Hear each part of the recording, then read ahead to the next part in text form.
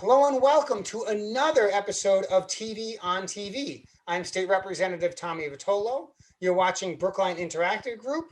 Today's Thursday, November 12th, and we've got a great guest this week. We've got Alicia Adamson, the new Executive Director for the Brookline Teen Center. And obviously, the Teen Center has had some really complex challenges. We're going to hear all about it. But first, as always, we take a few minutes to talk news. Nationally, it's been pretty quiet this week. It was a big last week. This week, a little more quiet. It's nice. But the quiet news is that nationally, COVID cases continue to grow dramatically. Fortunately, the death numbers have not climbed nearly as quickly as they did the first time around in March. But hospital beds are filling up, and it is a real challenge. And so this is just another example where we need to do our part with hand washing, with masks, with trying to stay out of crowded spaces indoors. And with Thanksgiving coming, please, be thoughtful about what you're going to do in terms of Thanksgiving and family and travel, especially because many states are growing more and more restrictive about travel to and from other states. In Massachusetts, Governor Baker has issued a statewide mask requirement for all people ages 5 and up, both indoors and out. He has also restricted sales of food and alcohol from restaurants and liquor stores after 9:30 p.m. And there's a loose curfew between 10 p.m. and 5 a.m. It's not strict, but you are encouraged to go ahead and be home during those times. Regionally, the MBTA facing a massive budget shortfall because they're not getting fare revenue like they were last year, is talking about cutting a number of routes, either entirely or more frequently just reducing the service within those routes. It's a big deal. It's a big problem. The House passed transportation revenue back in March, including a 5-cent gas tax increase, an increase on corporate taxes, an increase on Uber and Lyft fees, and an increase on taxes on rental car companies.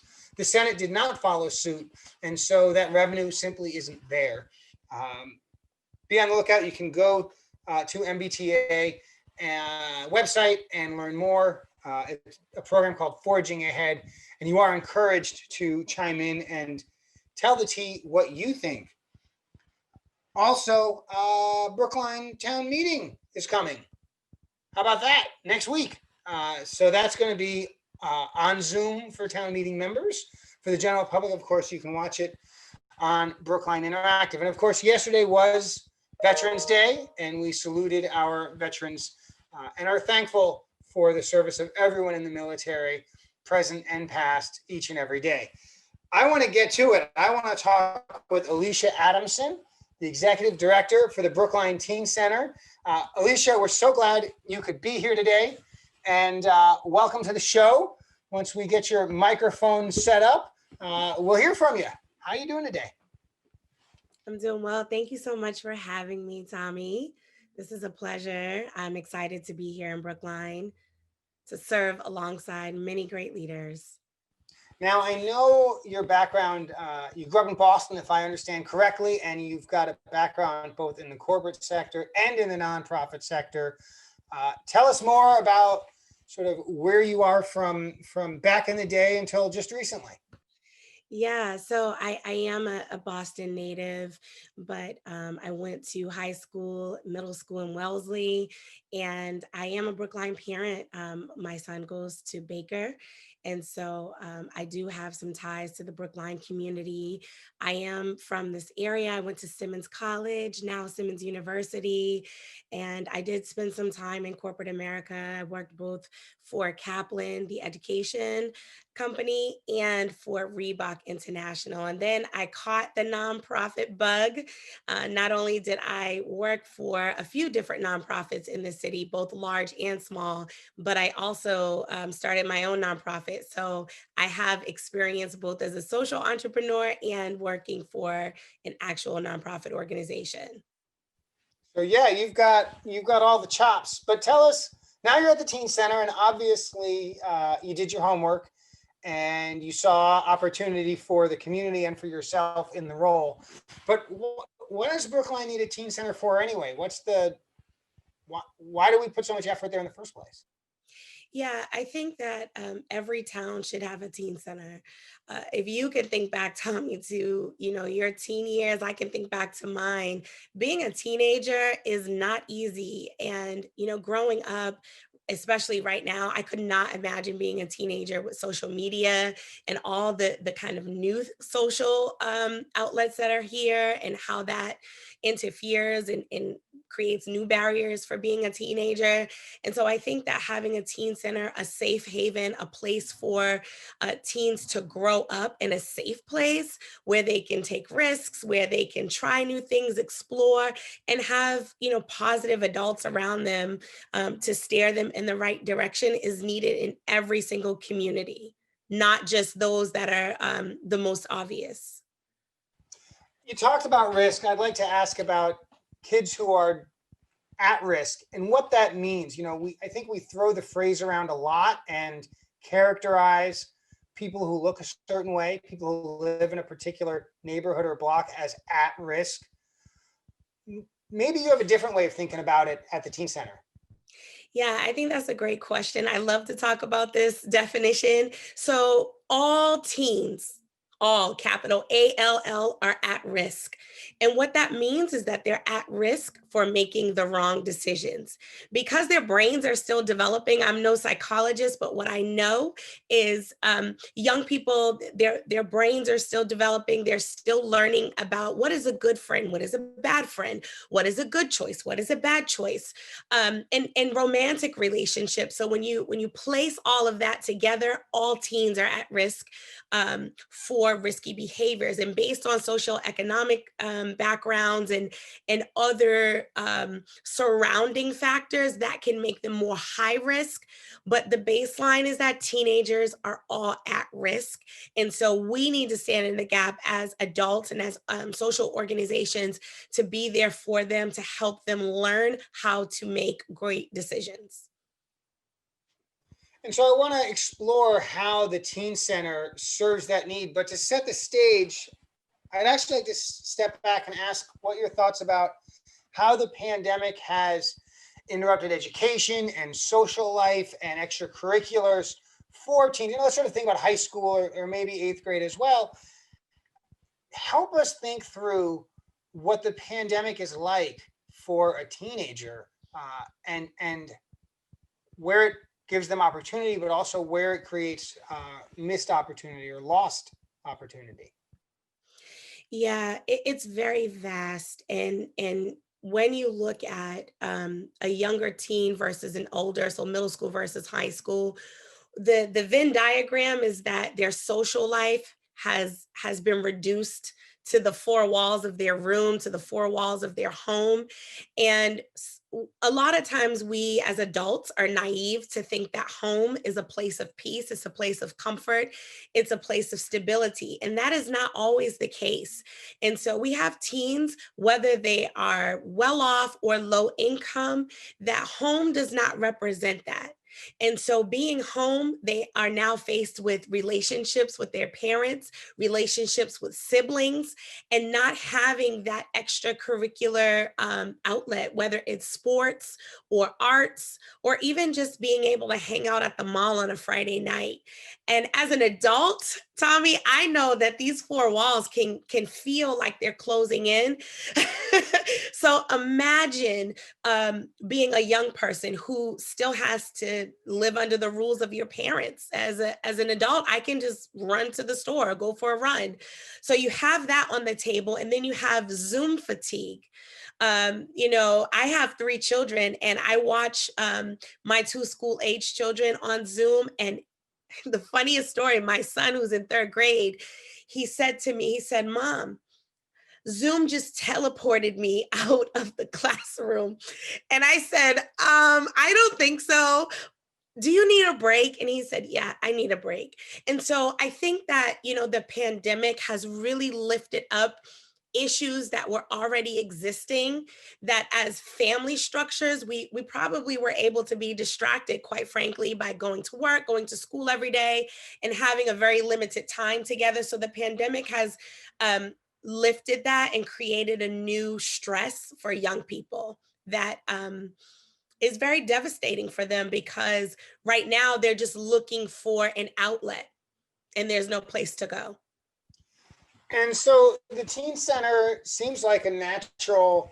Um, I don't want to oversell it as safe haven, right? But certainly place of comfort and stability and control. But there's a pandemic. So what's the teens? How does the teen center operate? How has it been operating over the past 6 months, and what's it look like going forward? Yeah, I think like everyone else, we immediately were able to transition to virtual programming, both for our music programming and just a check in tool to utilize Zoom. Over the summer, we actually saw a huge increase in engagement and participation through our summer virtual kind of camp, and which was called Space Camp, the world of technology space. And then we did a social justice um, service corps program over the summer, and we had over 100 kids who volunteered their time with us a few times a week to go around the different parks in Brookline to clean up and also talk about social and racial justice issues. And then when I came on the scene in August, we really wanted to work together to find a safe way to reopen our doors this fall, even if it was just for a little while. So you and I met on our opening night, which was October 29th, and we've engaged in a 5 week um, reopening program. And so Thursday, Friday, Saturday, the Teen Center is open. It's not our regular hours, but it is an in-person opportunity for teens to gather safely. And so far, we've seen an amazing response. Of course, there are teens and families who are still not ready to be out in public and around others. However, our health and safety protocol and our programming has made it safe. We have been blessed to not have any COVID scares yet. And our teens are so excited to just have our doors open. In fact, the programming, the intricacies of it is not as important to them as it is to see that they can come back to a place that's familiar and a place that feels safe. Yeah, and I think that adults. Um, we used to have a lot of friends, and then between work life and family life, right, we have all these people who we care so deeply about but maybe only connect with once a year or once every couple of years, and it feels really good, and then we sort of slip back in. Young people are used to seeing hundreds of people every day. Think about all the kids in the hallway, and it doesn't mean you're friends with all of them, but they just might have some role in your life and in your sort of sense of things. And so, yes, teenagers are seeing either through Zoom or text messaging or any other way, their closest friends, but they really lost everyone else. And so I think maybe one of the values of the teen center, one more value is kids are seeing the kids that they get along well enough with, or not always even, but it's sort of that sense of normalcy, and that restores them to being a member of society and not just in a family cohort and a cohort with 3 or 4 friends or classmates. So I mean, I see that with my fourth grader. I see that.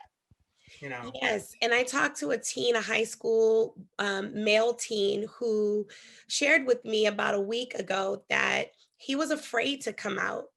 He was afraid for a few reasons.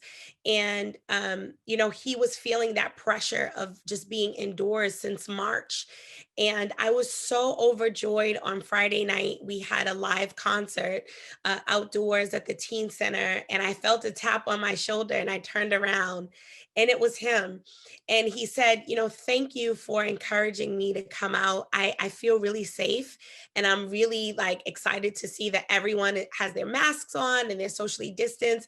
And do you mind if I run and go get a couple of my other friends and come back? And he came back with 5 other kids. And so that really warmed my heart, because to your point, just the social aspect of school is missing, and our teens are suffering. So I feel fortunate that we are able to stand in the gap at this time, even if for only a few weeks, in case we have to go back indoors for the rest of the winter. And that might happen. We may have to start pulling back a little bit. But I also, I think that in a place where there's a sense of structure and an acknowledgement that there are some rules, that modeling pandemic appropriate behavior actually sticks with kids and it helps them do it the rest of the time. I know my children will do everything I say and obey all of my rules, but other kids maybe sometimes need some other role models. So look, we're going to get through this pandemic. Not next week, not next month, but we're going to get through it. And Brookline's still going to be here, and we're still going to have teens, and we're still going to have a need for a teen center. So, I know you're a big thinker, and so I know you've got some thoughts about what the role is of the teen center, post pandemic, bigger picture, not this sort of sense of urgency, but how do you imagine the teen center growing or evolving or changing in some other way going forward to serve the community? First and foremost, Tommy, I want to demystify who the Teen Center is meant to serve. And the Teen Center is meant to serve every single middle school age and high school age teen in Brookline. This is a positive asset for this community, and it is not based on income, it's not based on race, it's not based on gender, but it is based on the very notion that we talked about earlier. Every single teen needs a place where they can safely explore their identity, explore who they want to be when they grow up, explore activities like the arts, music, and theater, and college and career, and most importantly, have FaceTime and positive relationships with adults outside of their family that they can depend on, that they can confide in, and that they can grow from. And so at the very least, I want to see more teens coming through the teen center. I want to see every single teen in Brookline. In fact, every time I'm out in Brookline, I say hi to a young person. I say, hey, do you go to the teen center? And it's just a way for me to keep the teen center top of mind, because we are going to come out of this pandemic. And I want the teens to know that they can find not just a safe haven, but they can find a place where they can be themselves, they can develop, and they can grow, so that when they go off to college or career, they can look back on their entire Brookline experience and see that the Teen Center made a huge positive impact on that. So going forward, how do you imagine the teen center growing or changing in terms of programming, in terms of participation? I hear you. Under your vision, more teens are going to become, more directly involved with the teen center. Do you imagine the structure of the teen center changing, or a way that programming needs to evolve? What's the future from that perspective? I think that's a great question. Our music program is indeed like a great bread and butter of the organization, and I also see a place for us to dig deeper into college and career exploration. There's so much that our jobs and ways to kind of be successful in life has really branched out. So I see college and career. I also see civic engagement as a huge opportunity. Our young people are very interested in social issues, and they want to lead the change. And so I see us partnering with organizations and providing a space for our teens to be change makers. And lastly, I see a place for our teens to really for the Teen Center to be an incubator of entrepreneurship. More and more young people are thinking about ways to make money and to explore their gifts and talents. We actually have some students at the Teen Center who have already started businesses, but they need to grow it to scale. They need to connect with business mentors to see how to actually launch it. And so I see almost the Teen Center growing into an incubator of ideas and space for young people to try, to fail fast, and succeed even faster. Now, you know this, and I know this. Lots of folks don't realize that the Brookline Teen Center is not funded through town government. It is not a part of the town government. That the Brookline Teen Center has to hustle and find its own sources of funding. And a lot of time spent in talking about nonprofits, we focus on the mission and we focus on the work and we focus on the value added to the community. I think it's okay to also talk about the money, right? Not everybody's comfortable talking about the money, but without the money, you don't have the Teen Center. And I know the Teen Center works very hard. And I know you have in your background some tremendous experience in raising some money for nonprofits. And so can you tell us about, first of all, tell us how we can contribute to the Teen Center. Tell us about some need so that the viewers open up their checkbooks, maybe send a check to Brookline Interactive Group, and then maybe send a check to the Brookline Teen Center too. There is a wealth of philanthropy here in Brookline, in the neighboring cities. And so I would say nonprofits, especially our organization, we need your support. The pandemic has just really hit nonprofits hard. And so if you are able to give just a little bit more or a lot more than you have given in the past, please do so. We are so in need of philanthropy. So I would say that if you are interested in making a donation to the Teen Center to support our programming, please reach out to me at the Teen Center.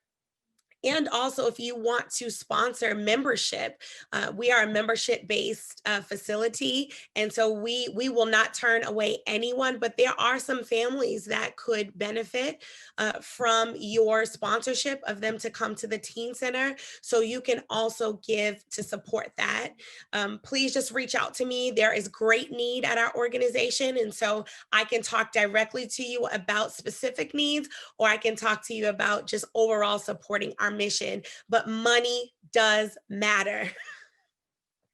Thank you for saying it. Again, I think sometimes we forget. And look, big checks matter, small checks matter too. The bigger the better. We're never going to lie about that. But I've gone to the Brookline Teen Center annual event several years in a row, and it's well worth the ticket price. I will tell you that. I think Brookline really values education and understands the importance of education beyond the classroom. And there's no question that the Teen Center contributes there. I think Brookline really does want to do better on issues of justice. And there's no question the Teen Center contributes there, right? And I think Brookline understands, many people in Brookline understand that there are frankly, tremendous wealth gaps across race, but also just across educational levels and backgrounds. And whereas Brookline used to have a lot of blue collar workers, a lot of municipal employees, that sort of faded off as the cost of housing goes way up. And so there is this desire, frankly, for Brookline parents who want their kids to be exposed to a broader variety of experiences. And being in an urban area can help. There's a lot going on.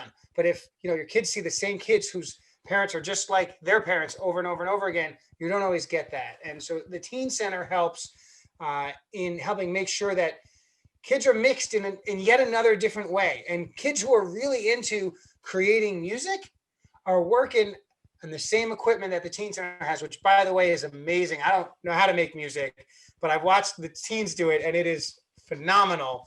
The access to equipment they have and technology they have. similarly with other programs in the Teen Center. And so, I'm a big believer in the Teen Center. I can't wait for my 10-year-old to gain a couple of years so I can kick him in the butt and send him your way. My 6-year-old's got another few years after that, but she'll get there too. Alicia, thank you so much. I normally do this at the beginning of the show, but I forgot, so I'm going to hold this up. This is me. 617-872-8921 is my cell phone. Alicia, you should call me anytime, but so should anyone else watching the show. If there's something I can do to be helpful, if there's something going on, give me a call. Maybe I can help. Maybe I can't, but we can give it a shot. I'm also available at tommy.vitolo@mahouse.gov. That's really if you want to lobby me on a bill or an issue. If you need help, you should pick up the phone and give me a call, send me a text message at any time. I want to thank you for watching Brookline Interactive Group. Alicia, thank you so much in advance for all of the tremendous things that you have done and will continue to do for teenagers and for their parents in Brookline. Ain't gonna lie, right? And thank you for coming on the show. Folks, get yourself involved with the Teen Center. If you're able, it's a tremendous organization. And I have no doubt that Alicia is going to take it to the next level. And we're due for that. So you've been watching TV on TV. I'm Tommy Vitolo, Brookline Interactive Group. Thank you for watching, and we'll see you next week.